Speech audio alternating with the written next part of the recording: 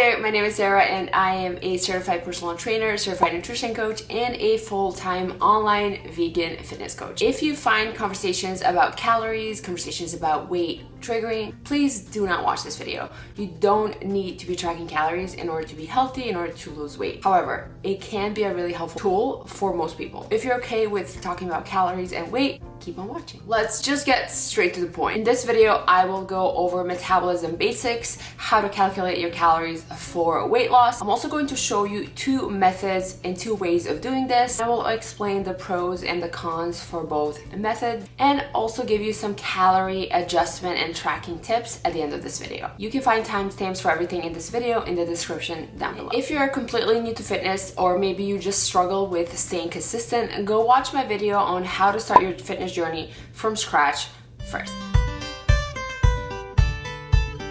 I think in order to have success with tracking your calories, you first have to know what goes into calorie calculation. Bear with me. This is going to be really quick, but please do not skip this. This is important information that is going to help you understand calories better, and it's going to help you be better at calculating your own calories as well. So energy balance, aka calories in versus calories out. What is that? Energy balance is the state at which the number of calories that you eat equals the number of calories used. These are basically your maintenance calories, the amount of food that you need in order to maintain your weight. If you are consuming the same amount of energy that your body is burning, your weight is going to stay the same. If you're eating more food than your body is burning, you're going to gain weight. If you are eating less calories that your body is burning, you're going to lose weight. So energy in are the calories that you eat and drink. This is pretty self-explanatory, we all understand this. But energy out is not just calories that you burn through exercise. Energy out, or your total daily energy expenditure, is the total number of calories you burn each day. This consists of a few different things. The biggest factor here is your BMR, and that is the number of calories that your body needs to just perform basic life-sustaining functions at rest. Your NEAT is the amount of calories that your body burns daily with physical activity, movement that is not planned exercise like cleaning and walking, fidgeting. Your TEF is the energy expended to consume, digest, and absorb food. So the more food you are eating, your body needs more energy to digest that food. And lastly, your EAT is the energy used during exercise. The biggest energy out factor is your BMR. Your BMR is enough energy for the brain, your CNS, and all our organs to function normally. Different factors that affect your BMR and your metabolism are things like your body composition, your eating habits, hormonal factors, gender, body size, genetics, environmental factors. Body composition is your fat to muscle ratio. Muscle requires more energy to function than fat, so the more muscle tissue you carry, the more energy your body needs just to exist. This is why resistance training or strength training is the most optimal type of training for weight loss. Your eating habits.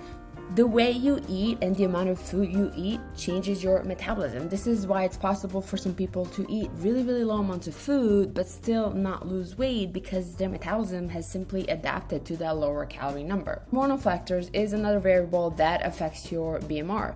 Hormonal balances can influence how quickly or slowly your body burns calories. The first method for calculating your calories is going to be using an online calorie calculator. The pros of this method are quick results. You can get your results right away. It's easily accessible. Anyone can go online and calculate their calories, and it can be a good starting point for a lot of people. Some of the cons that come with this method are it can be pretty inaccurate for people who have a history of dieting, history of restriction, history of yo-yo dieting, and people who have hormonal imbalances that affect their metabolism. This method also does not take into account your current nutrition habits, which play a very big role in the amount of calories your body needs. I'm going to link the calculator that I'm using down below. So we're going to be using me as an example. because I want to show you how this can also be inaccurate. So my age is 29, that's my gender.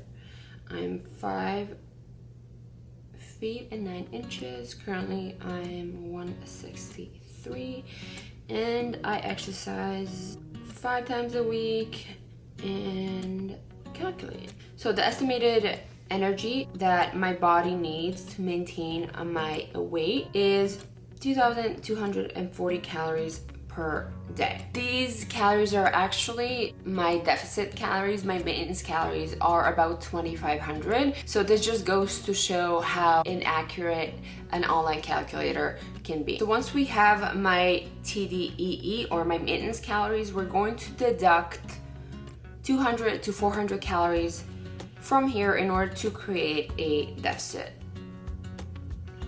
In most cases, I recommend you start small with the amount of calories that you're gonna be subtracting from your maintenance calories, because you can always increase your deficit, but once your metabolism adapts to the lower calorie number, it's a lot more difficult to go back to eating more food. We're gonna be deducting, let's say, 250 calories, which is going to put me at 1,990 calories. So that is going to be your starting deficit. Like I said, I recommend you start small. You can be a little bit more aggressive and put in 400 or 500, but for most people, starting small is going to be a better option. And that's it. You have found your calorie deficit by using an online calorie calculator. If you don't have a calorie tracking app, I recommend you download one for free. It can be either MyFitnessPal, which is my personal favorite, or it can be a different app like Chronometer, or I think Noom is also another option. Because of the cons that come with this method, please don't get discouraged if this is not working for you. When you first start tracking calories, you're basically just trying to collect enough data so you can make more educated decisions and adjustments. I will talk more about adjusting your calories at the end of this video.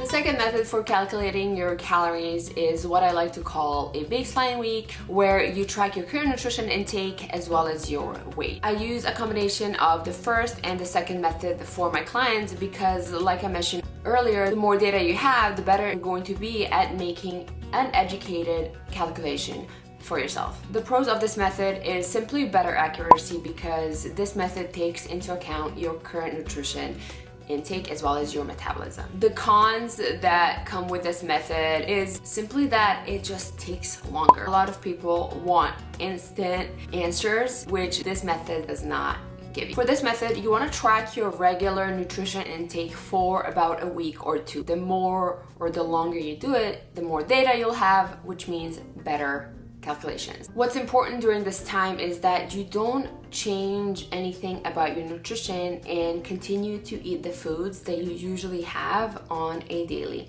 basis. You also want to be tracking your weight during this method so you can notice any weight trends. The third step is going to be to find your weekly or bi-weekly calorie average depending on how long this baseline week lasted for. You can use this simple Google tracking sheet to track all of your data. So we have your calories here, we have your weight, and you just find an average of these numbers and use that as your starting point. And here with the weight, you can notice that I've pretty much maintained my weight throughout this process. If you notice a weight gain trend during this time, that means that you're probably eating in a calorie surplus where you're gaining weight. If you notice a weight loss trend during this week, you're probably eating in a calorie deficit, which is already great, so you don't have to be changing anything. If your weight stayed relatively the same, you're probably eating around your maintenance level calories. It's also important to say that daily weight fluctuations are completely normal. Your weight is never gonna stay exactly the same. Scale can fluctuate due to so many different things like hormones, water retention, digestion, the timing of your last meal, and so on. Once you have this weekly calorie average, we're gonna be calculating your calories for weight loss. If you have found that you've been eating in a calorie surplus, you can be a little bit more aggressive with the calories that you deduct from from this average number. You can deduct 500, 600 calories and use that as your starting point. If you found out that you've been eating at your maintenance level calories, you can deduct 200 to 400 calories and use that as your starting point. If you found out that you have been eating in a calorie deficit, you can just continue eating the same way. Like I said, when I work with one-on-one clients, I use both of these methods for their calorie calculation, but we also have a call where I ask them about their nutrition preferences, their goals, previous experience with dieting. There's a lot of information that goes into calorie calculation, at least the way I do that. Please remember to use these numbers as just guidelines, not definitive answers. Let's go over some calorie tracking and adjustment tips, because I see so many people do things very, very wrong when it comes to calorie tracking, and it's a shame. Tracking your food can be such an amazing tool, but only if you use it correctly. I'm someone who used to do things very, very wrong. I have a history of restriction, of extreme dieting, yo-yo dieting, binge eating, and I want to make sure that if you decide to do this without getting support from a coach, that you do it correctly. Calculating and adjusting calories comes down to guesswork and consistency. There's no tool that most people have access to that can tell them how many calories their body needs on a day-to-day basis. Fitbits, Apple Watches are not accurate. We cannot be using them in order to calculate our energy needs. But the one thing that we can control is consistency with different variables. So variables like the amount of training days, the amount of cardio, the amount of steps you are doing, calories, macronutrients, those are things that are trackable.